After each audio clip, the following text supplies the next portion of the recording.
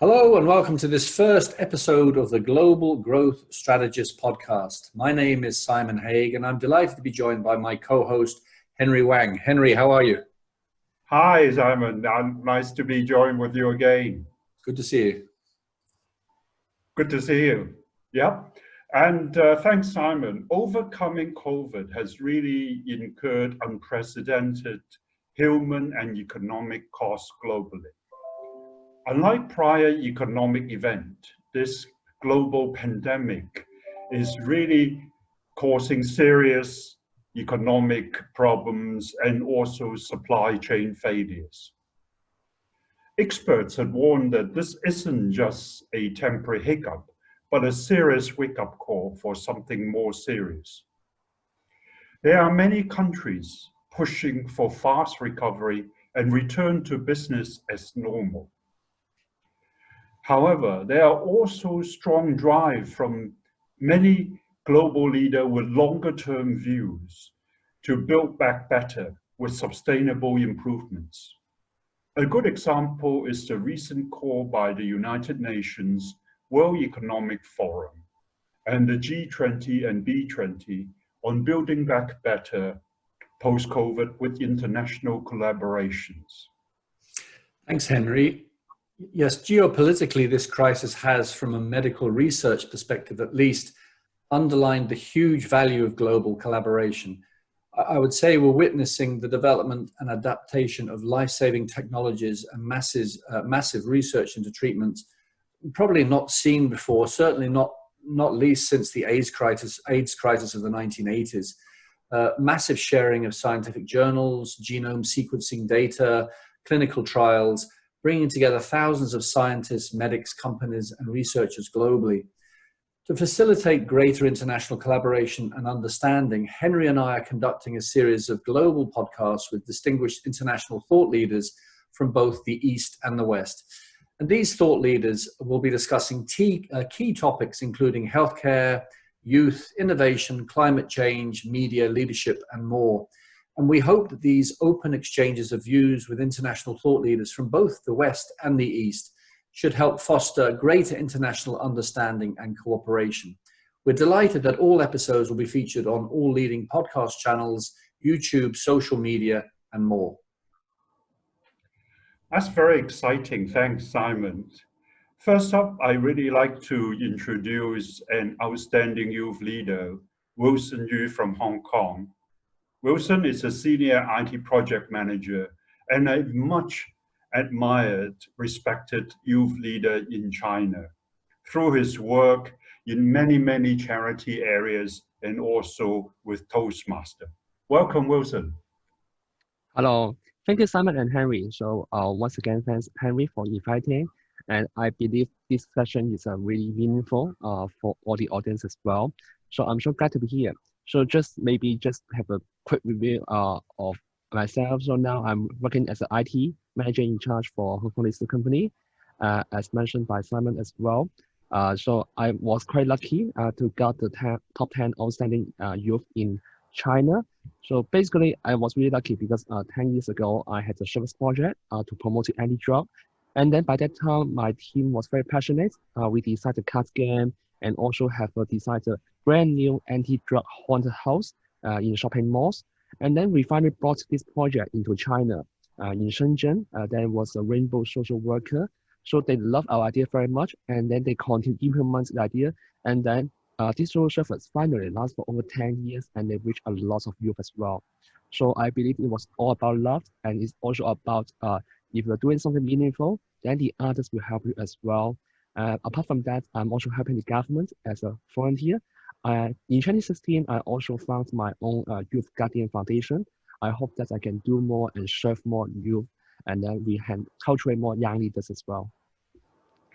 That's great, Wilson. Congratulations on being nominated as one of the top 10 outstanding youth of China. Also, congratulations that you are appointed as the district governor for Toastmasters in South China region. I understand that's very exciting work with a lot of clubs across China. Can you give us some idea what are your key activities and what are the key attractions for youth? Sure. When we talk about Toastmasters International, this is an international organization. And then now in Toastmasters, we got over 364,000 members, which is in 145 countries. And we have 16,000, more than 16,000 clubs as well. For Toastmasters, we are the club that we provide a positive environment and learning experience for all our members as well. So we will help our members develop the communication and leadership skills. So we hope that all our members can gain self-confidence and personal growth in our organization. So as we just mentioned, Toastmasters, we have a lot of key activities. One of them is to serve the youngsters as well. In Toastmasters, we have affiliation, which is a Gaffon Club. So we have also led a lot of youth leadership programs. So we will help secondary school students to teach them how to improve the public speaking, and also help them to learn the public speaking skills as well. That's very meaningful. Thank you. Wow, that's amazing, Wilson. Thanks very much. And next up, we have somebody I know very well, Patricia Jakowska. Patricia, how are you? Hello, everyone, and welcome, and pleasure to be here. It's good to see you. And Patricia, you're originally from Poland, and you've lived in Ireland for a while. You're an absolute dynamo in terms of the work you do, not just in your professional life. You're a chartered accountant with Goal Global, but also in relation to youth affairs. So you're one Young World ambassador, and you've been the former Junior Chamber International Dublin president, which is wonderful. Maybe if you can give us a quick overview of you, your career, and what do you do today, Patricia? Yeah, absolutely. So as you mentioned, Simon, I'm originally from Poland. I arrived to Ireland in 2004 with an intention to stay here long term. It's 2020 now and I'm still here, so that didn't quite work out. I spent the first few years working as an au pair and then a waitress. And when it became clear to me that Ireland was going to be my place of living in the long term, I decided to go back to education. I graduated with a master's degree in accounting, and I got my first professional position with Deloitte. As the next step of my career, I decided to qualify as a chartered accountant with the Institute of Chartered Accountants Ireland. I then worked for a number of years in the private sector. I moved to industry before making the final move to the NGO sector. So now I work as the operations accountant with Goal Global, and as part of my role, I oversee the finance teams in Haiti and Honduras. And I'm delighted to do my bit to help Goal to achieve their vision to create a world where poverty and hunger no longer exist. Like that wasn't enough, I also held a number of voluntary roles. As the immediate past president of Junior Chamber International here in Dublin, I advise the current president as well as the board. And I'm also the One Young World ambassador, and that role sees me doing a lot of work in terms of advocating the UN Sustainable Development Goals. So that's me in a nutshell. Wow, there's a lot in a nutshell there. And it seems to be the common thread amongst all those organizations you work for and work with is seeking to make positive global change.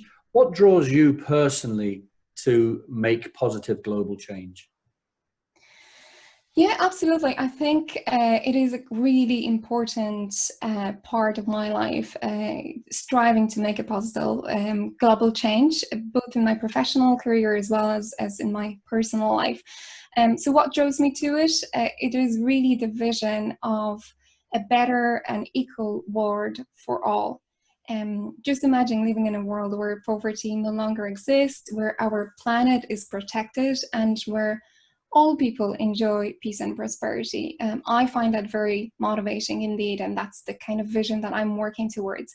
And then on a personal level, I've experienced a lot of positive change in my life too, and that's because of the decisions that I've taken, or maybe the people who I met who inspired me to be the best version of myself. So that has had tremendous impact on my personal life. And now I'm very driven to inspire that positive change in other people's life.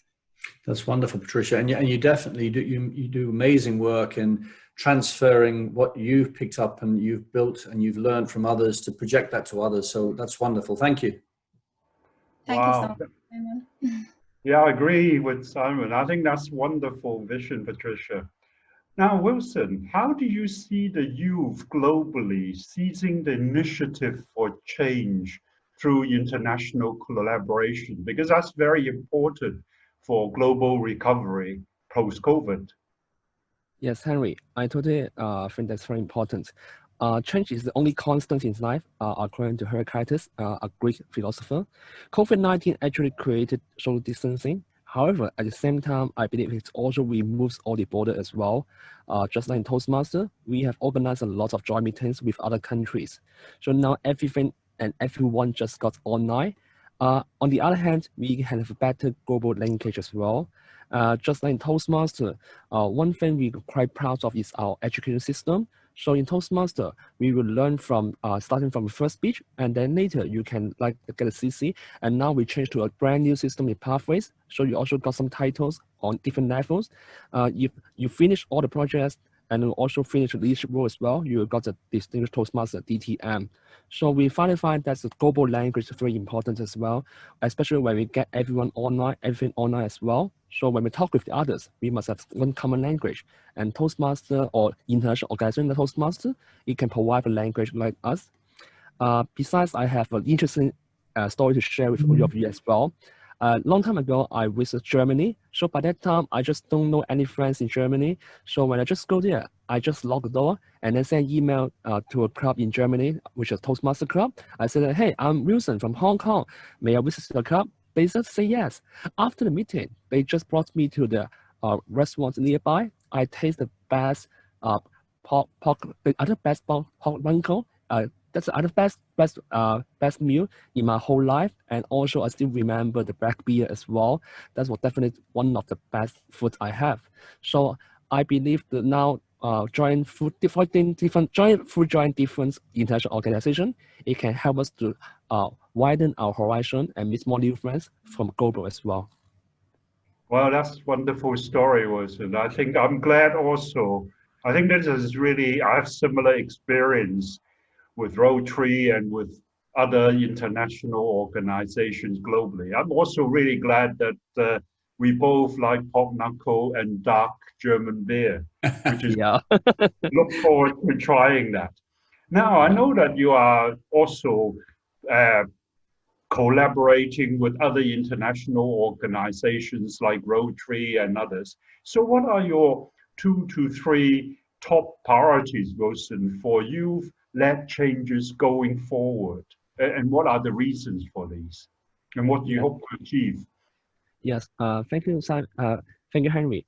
I have 3 parts that I want to share. Number 1 is on the promote the online learning. I believe nowadays lifelong learning is very crucial and efficient, essential for all the youngsters as well. Because nowadays we can learn anytime, anywhere, and apart from that, the knowledge is really growing so fast. Just like my industry, information technology. Just a few years we can have brand new technology. Just like now, recently we have AI, blockchain, etc. We always need to learn. I believe learning the attitude is very important because it can equip us to face all the challenges. Just like COVID-19, it changed all the norm, and now we have a brand new life. I believe that we will no longer have the old norm anymore, but we will have a brand new norm. The second one will be promoted active listening. As a Chinese, I will say that listening is a very important skill because when I was young, I speak more than listening. However, I believe that's a very important skill that we all must acquire as well. We should listen more and understand more. So especially when I just go out, just when I visit other countries, I found out that listening skills is very important. And just like a trip in Germany, by that time, suddenly the train just gone away. If I'm staying in Hong Kong, perhaps I will just blame and say, wow, this is crazy. Why? How come my train just gone away? What should I do? I will get panic. But when I was in Germany, I just look around. People just grab a coffee and then they continue. So in that part, I believe that's a really good culture. Perhaps sometimes we are too tense in our own life, but just like a half water theory, if we have half cup of water, it really depends on how you feel and how you think as well. You may think that, okay, now I only have half cup of water. I missed out half of it. On the other hand, you can also think of, Now I have half of water. It means that I can half the water to be filled. And lastly is the positive evaluation. Sometimes we own a lot, especially I can say that my whole generation, we are a bit lucky than the others. We have a lot, we have better materials and we have a better life. I know that in the older generation, they are staying very hard for their life. And now we don't worry about weather or some basic necessity. So we should appreciate what we have. I believe positive evaluation is very important. Sometimes we have a lot of things happen around us. However, did we ever ask ourselves, hey, yes, we lost a lot, just like COVID-19. We lost a lot due to COVID-19. However, did we gain something from COVID-19 as well? I believe it was a yes, because COVID-19 also taught us the importance of health. How important is the healthiness is very important to us, and also a family, because thanks to COVID-19, it stopped me from going outside, and it also created a lot of social distancing. However, it created more quality family time for me as well. So I believe that's a very important lesson for me to learn as well. So in short, I believe during this situation, some priorities for the youth to lead the changes. Number one, online learning or lifelong learning. Second one, active listening. And the last one is the positive evaluation. So we must appreciate what we have in our own life. Wow, that's important points. Thank you, Wilson. Thank you, Wilson. And I've picked up from that, I need to listen to Henry more because he's wiser than I am. I got less hair. So Patricia, how do you see youth organizations around the world seizing the initiative for change through collaboration? How do you think they could do this? Yeah, I see it. I think it's hugely important that we do collaborate. I think the only way to achieve a greater change and impact is through collaboration. And that's both at local and global level, really. And I see examples of that in all the networks and organizations that I'm a part of. So for instance, we've mentioned Junior Chamber International. So we are present in over 100 countries around the world, and countries would have their own chapters, multiple chapters. So there is huge knowledge base around the world. So what we do is we share best practices between the various chapters around the world with the aim to improve the overall quality of the projects that we run, and therefore to better address the needs of the communities. Another example would be collaboration with external partners. So for instance, there is an initiative called World Cleanup Day, which initially was set up in Estonia by a local organization, not even GCI. It has then grown to a national project, and GCI was a really proud global partner that decided to support that initiative, and now it is the largest global civic movement. So every September, millions and millions of people would go and pick up rubbish for that one day. So this year, for example, it was on the 19th of September. So the date slightly changed, but the overall impact increases every year. And that is through that collaboration and expanding the ideas and supporting the ideas amongst various networks, but also in different locations. With the Chartered Accountants worldwide, for example, there is an initiative called Finance Business 2030. And what that initiative does, it brings accountants from around the world, both young and mature, to collaborate together to come up with solutions to how our profession can address and support the achievement of UN Sustainable Development Goals. So really good examples, and I could go on forever, really, but it's great to see that it is being embraced, and I truly believe that, collaboration is really the only way forward to really create a positive change around the globe. Absolutely, and I believe that collaboration to innovate is the way forward. And so now I'm going to try and matchmake a little bit between you and Wilson. So if you could wave a magic wand between either JCI or One Young World and Wilson's organization in China, what would you like to focus on as a priority if you could work together? What would you look as a priority? That's a really interesting one. I think the key priority for me and for the youth, the way I see it, is building back better. So ensuring that the recovery from the pandemic are green, equitable, and human-centered. I know Henry has referred to the concept of building back better at the start of the podcast, and the UN Sustainable Development Goals offer a map for the way forward. And I truly believe that the recovery from pandemic must be reshaped to align with the UN Sustainable Development Goals at all levels, local and global. And that's where I think the collaborative arrangement could have a huge impact between the West and East. That's wonderful. Thank you, Patricia. Thank you. Oh, that's a very good point from Patricia. I think the UN Sustainable Development Goals are very, very important, and it's a good roadmap for going forward, and with different things that we can achieve around the world. So Wilson, I think listening to what Patricia has said, and also with the work you've done with different youth organizations in the East, and also with your collaborations and good relationship with youth organization in the West, how do you see youth organization in the East and West can collaborate better? Yeah, thank you, Henry. I think that's a very good question because I'm also a member from JC as well. That's why I also learned the UN SDG, Sustainable Development Goal. That's very important because that's the international organization envision us, and we know that we are not alone.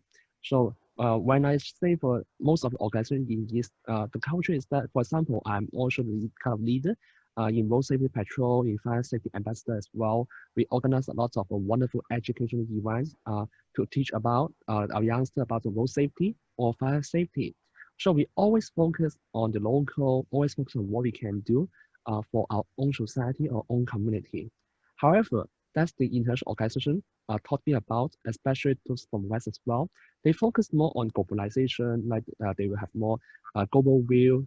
They will focus more on United Nations Sustainable Development Goal. It's not only about one location, one city, or only one country.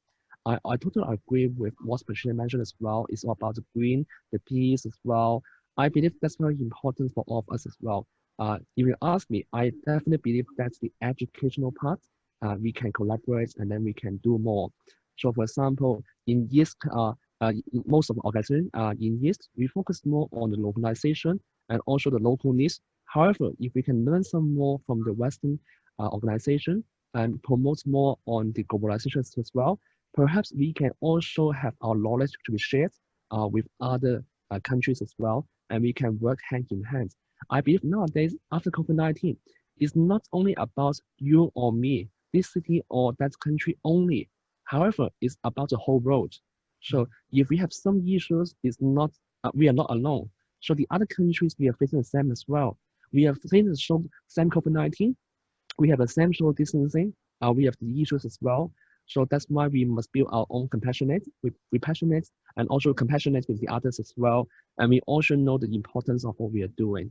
All in all, I believe that you guys in future, how can we collaborate more? We can share education, and we can also share more knowledge with the others as well. Because I believe in each city, each country, we have done a lot of great things. If we can collaborate with other countries more, just like some international organization, I believe definitely we can create better future for our youth, especially if our youth, they can be so lucky, they can learn about the global view, globalization at an early age. Then whenever they talk about something or they think of something, they will also remember, yes, I must be responsible, not only for myself, I must be responsible for our own community, own society, but our whole world as well. We are not alone. Now COVID-19 taught us a great lesson. We are not alone. All of us around, everyone in the world, we suffer the same, we have the same issue. But on the other hand, it also reminds us that we are not alone because we have lots of people around us. It's time for us to collaborate more, to share more as well. That's a very good point, and I hope you succeed in these. Thank you, Wilson. Yeah, thank you, Wilson. And I agree with you. You know, there are 7 billion people living on a tiny little rock in the universe, and we need to collaborate for the sake of all of us. So that's wonderful. So finally, Patricia, what would be your top 2 or 3 priorities for youth-led change in the world going forward, and why? What would those 2 or 3 priorities be? Thank you so much, Simon.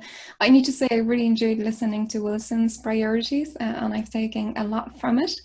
In terms of the 2 to 3 priorities for me, well, the first one has to be building back better. I've already mentioned it in my previous response as to why it is important. The other 2 would be climate change and responsible consumption. They are very much interlinked, and I feel we are at a really important point of time where we can make a difference or not make a difference. So we have just about a decade left in order to achieve UN Sustainable Development Goals and make and protect our planet and combat climate change. We still have time, but the reality is that we are off track completely, and more ambitious action is needed to propel the efforts to the right direction. And I feel that youth has a huge role to play there. And the third priority for me is embracing diversity and inclusion. I find it very disturbing to watch what's happening in the US recently. From my involvement with the multinational organizations and networks that I'm a part of, from Goal through GCI to One Young World and Chartered Accountants Worldwide, you name it. On a daily basis, I witness the benefits of having a diverse workforce, of having a diverse membership, and having an inclusive environment.